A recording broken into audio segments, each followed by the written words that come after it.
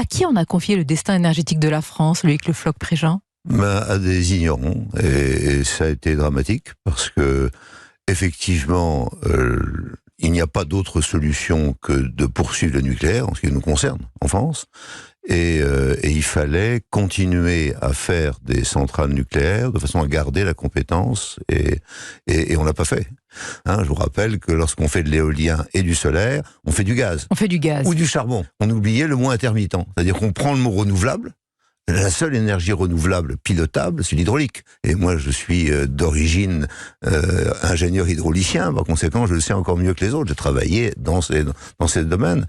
Et là, il y a eu une volonté délibérée de mentir. Comme l'a très bien dit Nicolas Hulot pendant qu'il était ministre, l'électricité solaire et l'électricité éolienne, c'est gratuit.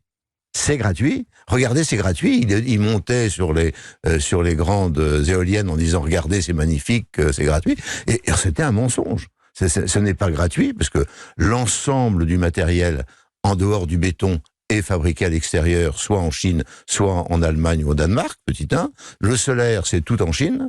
Et donc, c'était un mensonge. Et il a menti en temps réel. Et la population avait envie de ce mensonge.